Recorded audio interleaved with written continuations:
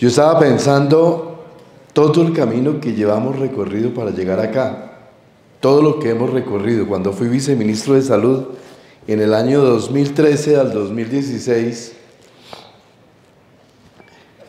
todo el tema giraba alrededor de los estándares semánticos, los estándares sintácticos, cómo íbamos a tener esa estructura básica de códigos para poder llegar a tener una historia clínica electrónica.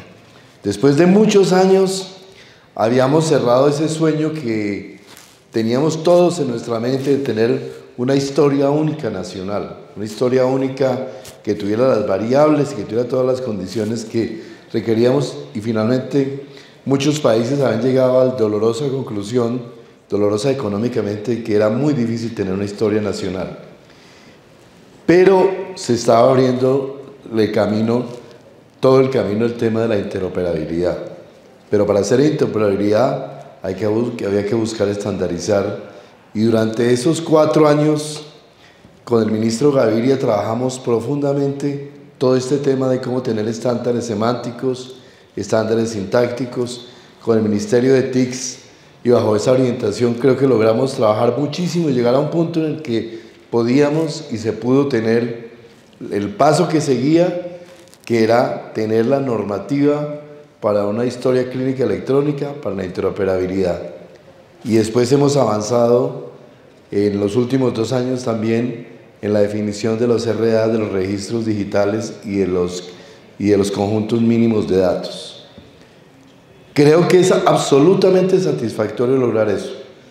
Mi recuerdo más antiguo con el ministerio, año 2012, le preguntaba cómo vamos a hacer la interoperabilidad, y sacaban un documento que yo no lograba entender, pero era un documento que no llevaba realmente a nada. Esto se hace construyendo, fue lo que yo finalmente aprendí, es la construcción en el día a día. En el año 2019, en el Juan Valdés de la 122 con séptima, un amigo común me presentó a un señor bajito, como con cara de filósofo y gafas grandecitas, que era Fernando. ¿Dónde está Fernando? Se fue Fernando, se voló. ¿Tú te acuerdas de esa historia, el Juan Valdés? Venga para acá. Juan Valdés, año 2019 fue. 2018. Yo estaba en la tarea inmensa de trabajar en uno de los sueños que la vida me ha dado y que se inaugura dentro de 2 días, que es el Centro de Tratamiento e Investigación sobre Cáncer, el CETIC. Y para poder diseñar el CETIC, un tema fundamental era la historia clínica, qué historia clínica, de cómo podíamos hacer. Y alguien me presentó a Cristian, un amigo común me presentó a Fernando, nos sentamos ahí y yo empecé a escucharle esa historia, decir, pero Fernando, ¿cómo diablos nos podemos desde el CETIC interactuar e interoperar y conectarnos con las diferentes entidades de las cuales van a venir esos pacientes desde todos los lugares de Colombia?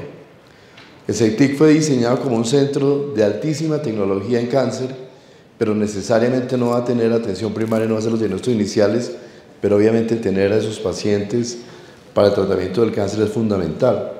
Y pensemos en lo que significa para una señora de régimen subsidiado con cáncer de seno, poder llegar a Bogotá, entender que el médico que la ve por primera vez entienda que tiene una historia detrás, que tiene unos procesos diagnósticos que ya se le han hecho, y que aun cuando no sea en un centro integral como el CETIC, como está sucediendo ahora en muchos de los centros, en un lugar le hacen la radioterapia, en otro la quimioterapia, en otro la cirugía, en otro la atienden por la enfermedad general, y ninguno de esos lugares se habla, cada uno por su lado, y arriba una EPS que regularmente recoge datos, pero que no tiene la oportunidad que tiene el médico para poder saber cómo orientar esa paciente.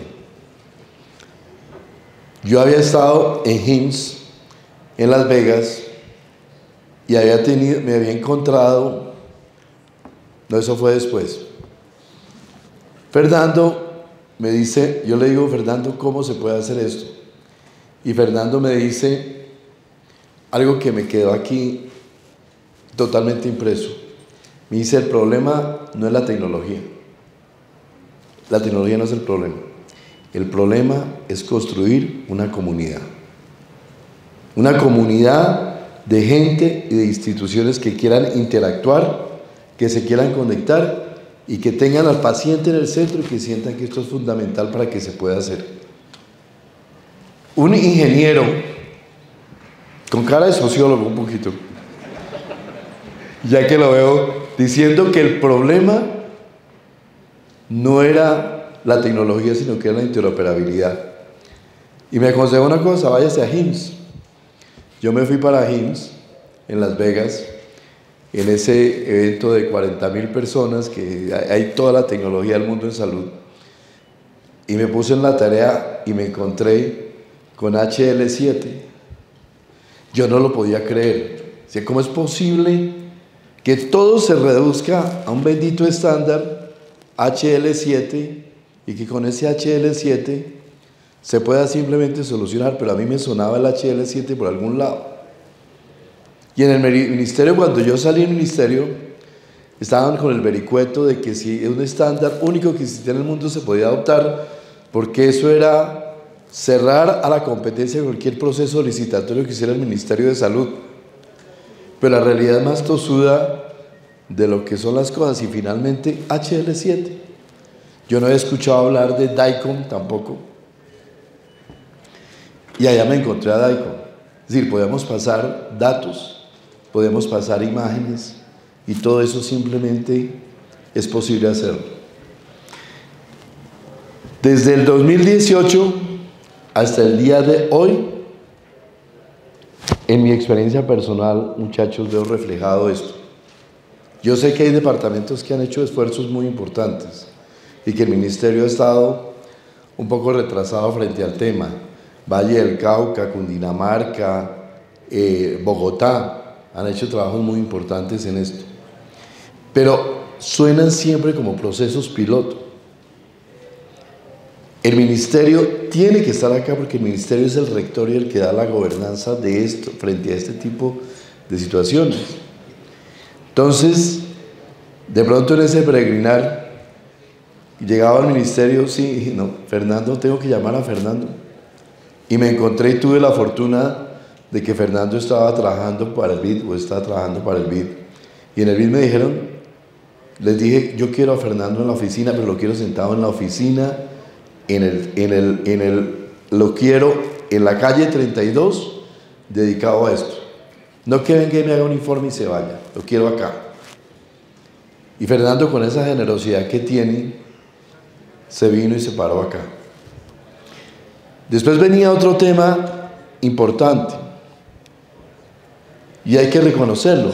Nosotros tenemos un Ministerio de Salud donde la información se ha hecho pedacito a pedacito, codo a codo, luchando con cada cosa, nuestros ingenieros trabajando, siempre que se les pone una tarea y hagan esa tarea más allá, lleguen un poco más allá, y un listado, una pila de tareas que hay que hacer y unas factibilidades que no llegan ni a la mitad de esa pila. Hay que darle relevancia a este proyecto, hay que darle la importancia que tiene. ¿Y dónde me consigo un líder o una líder para hacer eso? Y la diosa de la fortuna me sonrió.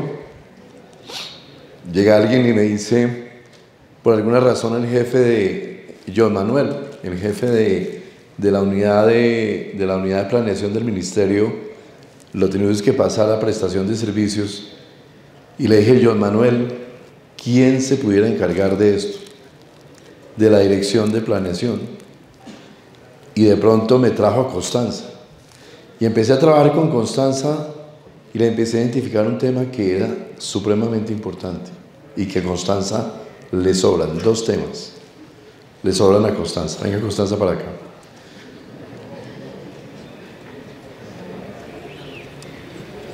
A Constanza le sobran ganas, porque si hay alguien que he conocido en los últimos años que le dan ganas de hacer cosas, es esta mujer. y a Constanza le sobra liderazgo. Y esa combinación ha sido absolutamente importante para lograr eso, para poder sentarnos. La comprensión de que este es un trabajo de comunidad, la comprensión de que es un trabajo que el ministerio tiene que hacer y tiene una responsabilidad, y la comprensión de que hay que tener un liderazgo en esto para poder lograrlo, es absolutamente fundamental. El otro elemento fundamental es el uso de los datos, el uso racional de los datos. En los ministerios de salud y en nuestro ministerio, todos hemos cometido ese pecado en cierta forma.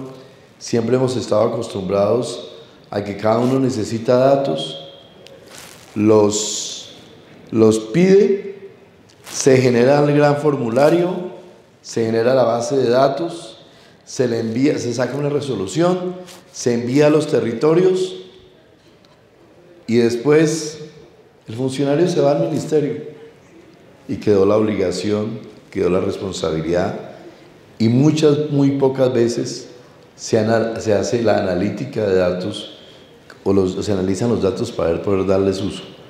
Yo estoy convencido que nosotros tenemos muchos más datos de los que realmente necesitamos y que si lográramos reducir eso de una manera sustancial, lograremos avanzar muchísimo. Con el Banco Mundial apareció Jeremy, que no está acá, sino lo subíamos aquí también, y Jeremy, un canadiense realmente muy conocedor del tema de datos, empezamos a trabajar ese tema de mínimos de datos y logramos bajar a 30 variables, algo que era como de ¿cuántas? No sé, 300 variables. Pero la pandemia, la bendita pandemia, que nos ha dejado tantas cosas malas, nos dejó también enseñanzas.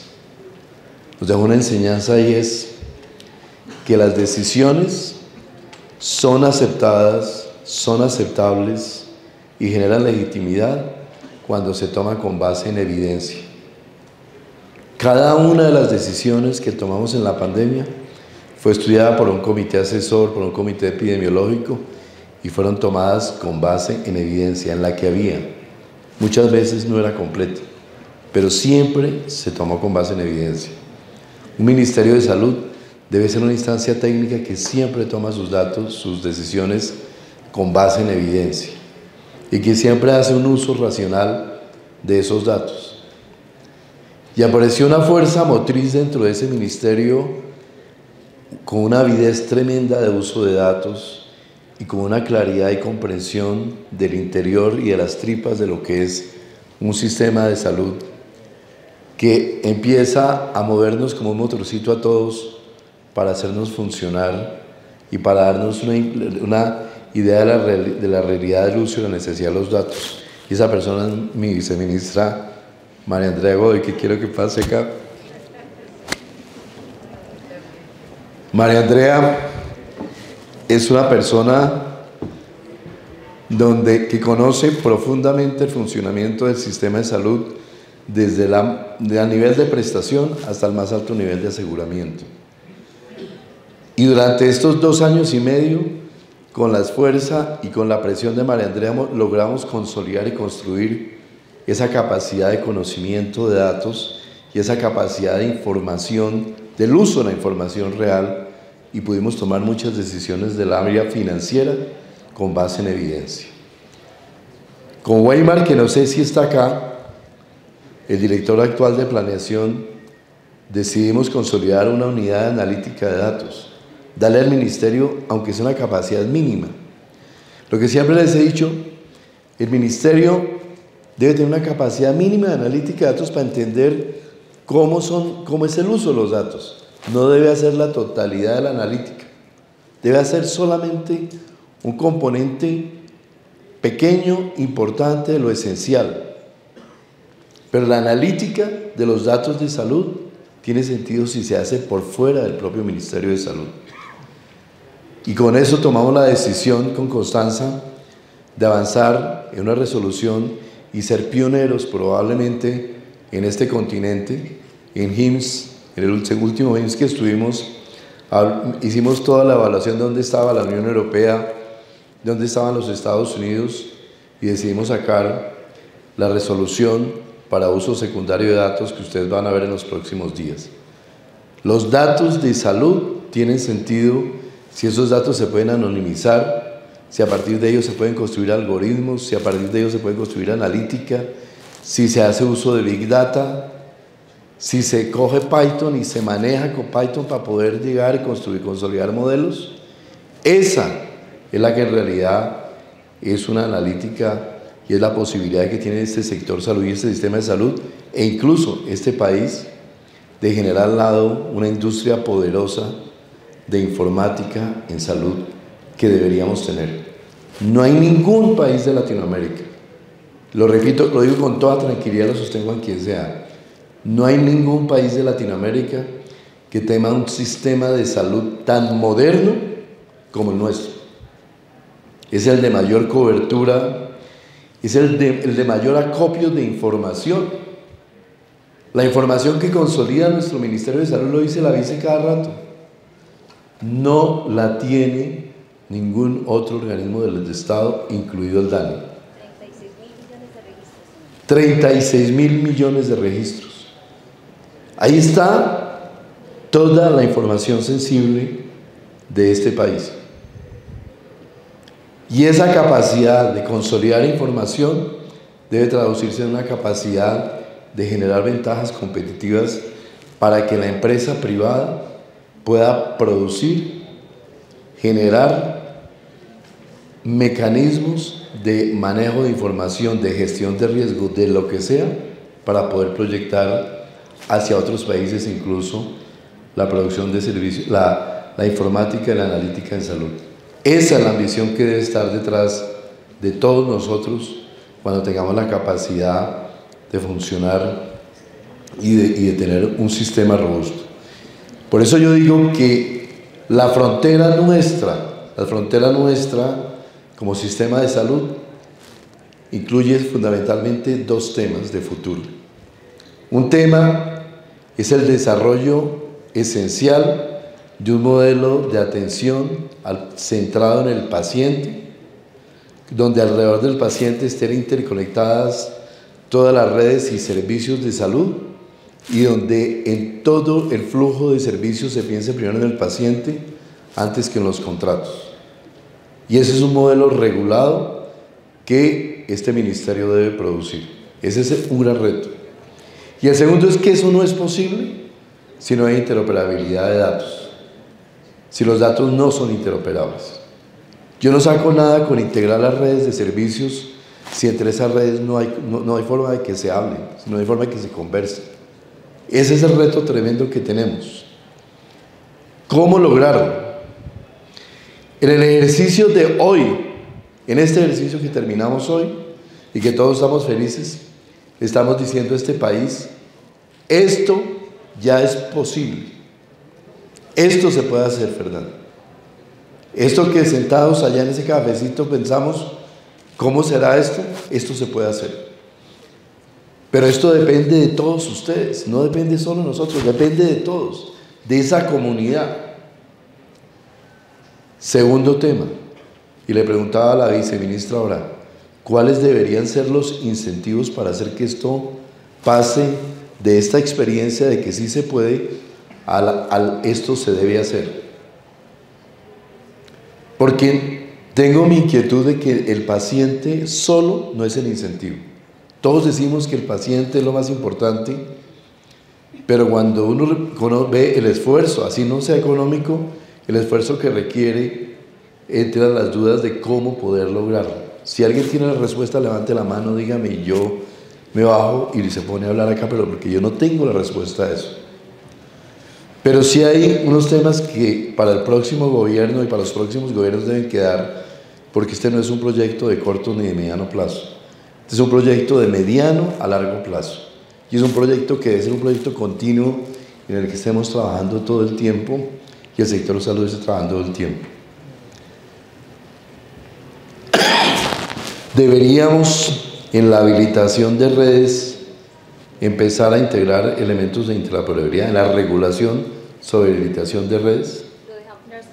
Ya está, vea, ya me ganaron. Deberíamos en la habilitación de IPS dar un plus o forzar a que se haga interoperabilidad. Es un requisito, pero ¿por qué no funciona? Deberíamos tener incentivos económicos para apalancar la interoperabilidad. ¿Sí tenemos? No la tenemos. Pero hay que consolidar, María Cristina, incentivos económicos para la interoperabilidad. El Valle es un grandísimo ejemplo en lo público. Tiene una cantidad de hospitales súper consolidados, pero ¿cómo generamos incentivos para que se les pague y se les compense el ejercicio de interoperabilidad? Y deberíamos tener territorios, empezar a consolidar territorios en los cuales la interoperabilidad se vaya construyendo. Me parece que este es un proyecto que, Fernando, hay que construirlo de arriba hacia abajo, en lo regulatorio, en todo esto, por ejemplo, en la gobernanza, el liderazgo, pero de abajo hacia arriba, en lo que es la consolidación de esas comunidades. Yo quiero decirles que este es uno de los últimos temas de los que estaré hablando mientras termina mi periodo de ministro, pero que probablemente es uno de los temas que me hace más feliz, porque esta integración entre la tecnología y la salud, entre los ingenieros y los médicos y enfermeras, es la que hace que un sistema de salud pueda tener la posibilidad de ser superior. Y nosotros debemos tener esa ambición. Nosotros pudimos en Colombia abordar una pandemia y ocupar el puesto 12 entre los que mejores manejamos la pandemia. Eso no fue el ministro de Salud, eso fuimos todos los que trabajamos acá. Eso fue allá en Cundinamarca, en el Valle del Cauca, los secretarios de salud trasnochados trabajando, las EPS, las IPS. De manera que estos retos no nos quedan pequeños. Y esos retos son retos que el sector salud como tal y la dinámica que lleva el sector salud debe apalancar el desarrollo futuro de la interoperabilidad.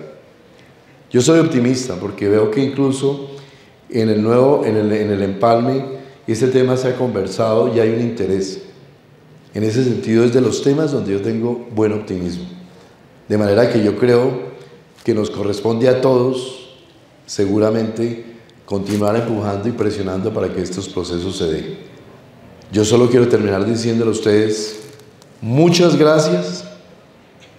Demostramos que esto sí se puede hacer, que Colombia puede tener un sistema de salud interoperable y demostramos que tenemos la fibra y las ganas de hacerlo. Muchas gracias.